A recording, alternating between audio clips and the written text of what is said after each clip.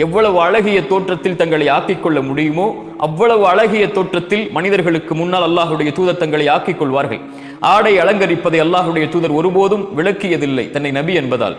வெள்ளிக்கிழமை என்றால் ஒரு தனி ஆடை, அரசர்களை மக்களை சந்திக்க வேண்டும் என்றால் ஒரு தனி ஆடை, ஈதுடைய பெருநாட்கள் கொண்டாடப்படக்கூடிய நாட்கள் என்றால் ஒரு தனி ஆடை என்று அல்லாஹுடைய தூதர் எப்போதும் நறுமணத்தோடும் அழகிய தோற்றத்தோடும் தங்களை ஆக்கிக் கொள்வார்கள். அல்லாஹுடைய தூதருடைய சபைக்கு ஒரு மனிதர் வருகிறார். அவருடைய ஆடை கிழிந்திருக்கிறது. ரசூலுல்லாஹி ஸல்லல்லாஹு அலைஹி வஸல்லம் கேட்டார்கள், தோழரே உனக்கு செல்வம் இல்லையா? அவர் சொன்னார், அல்லாஹுடைய தூதரே, அல்லாஹ் எனக்கு எல்லா செல்வங்களையும் கொடுத்திருக்கிறான். ஒட்டகத்தை கொடுத்திருக்கிறான், குதிரைகளை கொடுத்திருக்கிறான். இப்படி அவருடைய செல்வங்களை அந்த தோழர் எண்ணுகிறார். அல்லாஹுடைய தூதர் ஸல்லல்லாஹு அலைஹி வஸல்லம் சொன்னார்கள், தோழரே, அல்லாஹ் உனக்கு செல்வத்தை கொடுத்திருந்தால் அவனுடைய அருளை உங்களுடைய தோற்றம் வாயிலாக நீங்கள் வெளிப்படுத்த வேண்டாமா? சுப்ஹானல்லாஹ். அல்லாஹ் உங்களுக்கு ஒரு அருட்கொடையை கொடுத்திருந்தால் செல்வத்தில், ஆடையில், அல்லாஹ் உங்களுக்கு இந்த உலக விஷயத்தில் பயன்படுத்தக்கூடிய விஷயங்களில் அதை வெளிப்படுத்துங்கள் கண்ணியத்தோடு தோழரே என்று அல்லாஹுடைய தூதர் ஸல்லல்லாஹு அலைஹி வஸல்லம் சொன்னார்கள்.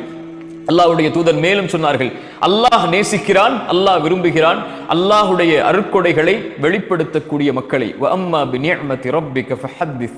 குர்ஆன் சொல்கிறது, அல்லாஹுடைய அருட்கொடைகளை வெளிப்படுத்துங்கள், அல்லாஹுடைய அருட்கொடைகளை பேசுங்கள். அத்தஹத்துஸு பிநிஅமத்தில்லாஹி ஷுக்ர். அல்லாஹ்வுடைய அருட்கொடைகளை பேசுவது நன்றி என்று அல்லாஹுடைய தூதர் ஸல்லல்லாஹு அலைஹி வஸல்லம் அவர்கள் சொன்னார்கள். தங்களுடைய ஆடைகளை அலங்கரிப்பது ஹலால், அல்லாஹ் அனுமதித்த ஒன்று. அல்லாஹ் அனுமதித்த அலங்காரங்களை மனிதர்கள் மீது யாரால் தடை செய்ய முடியும்?